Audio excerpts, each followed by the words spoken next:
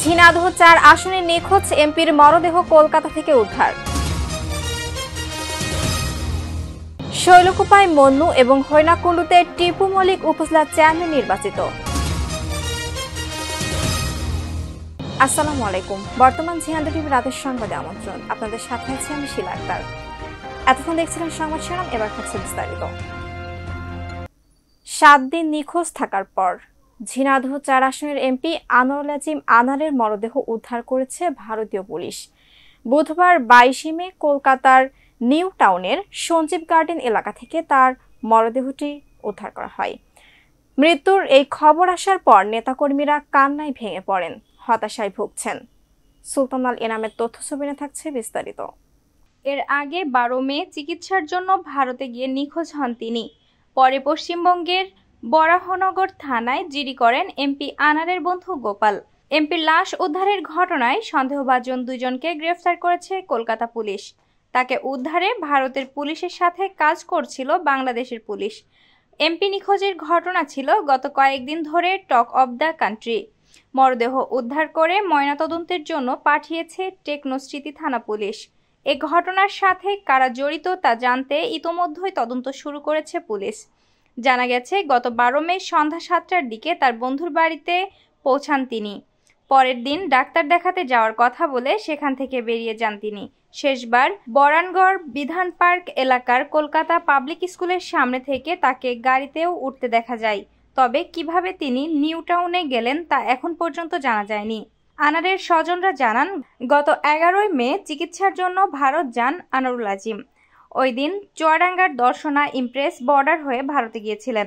15 মে পর্যন্ত তার সাথে যোগাযোগ থাকলেও এরপর থেকে তার সাথে আর কোনো যোগাযোগ করা যায়নি। গত 19 মে বিকেলে রাজধানীর ডিবি কার্যালয়ে যান তার স্বজনরা। এমপি আনোয়ারুল আজিমের তথ্য পেতে গোয়েন্দা পুলিশের শরণাপন্ন হন তারা। তারা যেন আমার সামনে তাদেরকে ক্রসে দিয়ে ফাঁসি দিয়ে মারা হয়েছে, আমি যেন দেখতে চাই কারা করেছে, কেন করেছে, এর সুষ্ঠু তদন্ত চাই এবং আমি এর শেষ পর্যন্ত দেখতে চাই। ষষ্ঠ উপজেলা পরিষদ নির্বাচনের দ্বিতীয় ধাপে ঝিনাইদহ শৈলকুপা ও হরিণাকুণ্ডুতে চেয়ারম্যান পদে মোস্তফা আরিফ রেজা মন্নু এবং হরিণাকুণ্ডু উপজেলা চেয়ারম্যান পদে সাইফুল ইসলাম টিপু মল্লিক বেসরকারিভাবে নির্বাচিত হয়েছেন। লিটন দেবনাথের তথ্য ছবিতে থাকছে বিস্তারিত। শৈলকুপা উপজেলায় মোস্তফা আরিফ রেজা মন্নু মোটরসাইকেল প্রতীকে ৭৩,৬৭৬ ভোট পেয়ে নির্বাচিত হয়েছেন। তার নিকটতম প্রতিদ্বন্দ্বী মোহাম্মদ শামীম হোসেন দোয়াত কলম প্রতীকে পেয়েছেন ৭১,৮৮০ ভোট। এছাড়া ভাইস চেয়ারম্যান পদে জাহিদুন্নবী চশমা প্রতীকে ৭৫,২৭৭ ভোট পেয়ে নির্বাচিত হয়েছেন। নিকটতম প্রতিদ্বন্দ্বী মোহাম্মদ শাকিল আহমেদ তালা প্রতীকে পেয়েছেন ৫০,৯০২ ভোট এবং মহিলা ভাইস চেয়ারম্যান পদে আফরোজা নাসরিন লিপি হাঁস প্রতীকে ৭৩,৬৩৩ ভোট পেয়ে নির্বাচিত হয়েছেন। নিকটতম প্রতিদ্বন্দ্বী রাফেজা খাতুন ফুটবল প্রতীকে পেয়েছেন ৫৯,০৬১ ভোট। অপরদিকে হরিণাকুণ্ডু উপজেলা চেয়ারম্যান পদে সাইফুল ইসলাম টিপু মল্লিক আনারস প্রতীকে ৩৪,৩০৭ ভোট পেয়ে নির্বাচিত হয়েছেন। নিকটতম প্রতিদ্বন্দ্বী শাহিনুর রহমান রিন্টু মোটরসাইকেল প্রতীকে পেয়েছেন ২৪,৯৭২ ভোট। এছাড়া ভাইস চেয়ারম্যান পদে সাজেদুল ইসলাম চশমা প্রতীকে ৩৪,৯২৬ ভোট পেয়ে নির্বাচিত হয়েছেন।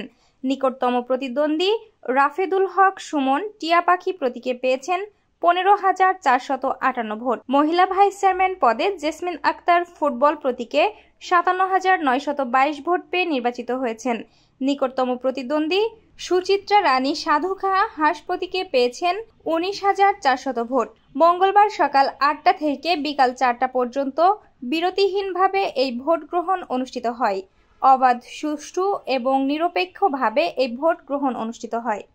দর্শক, এতক্ষণ দেখছিলেন বর্তমান ঝিনাইদহ টিভির রাতের সংবাদ। বর্তমান ঝিনাইদহ টিভির সর্বশেষ সংবাদ সবার আগে পেতে ভিজিট করুন bjtv24.com এই ঠিকানায়। আমাদের official Facebook page BJTV news এবং ইউটিউব চ্যানেল বর্তমান Jhenaidah TV. Subscribe, like, comment এবং শেয়ার করে সাথেই থাকুন। এতক্ষণ সাথে থাকার জন্য ধন্যবাদ সবাইকে। শুভরাত্রি।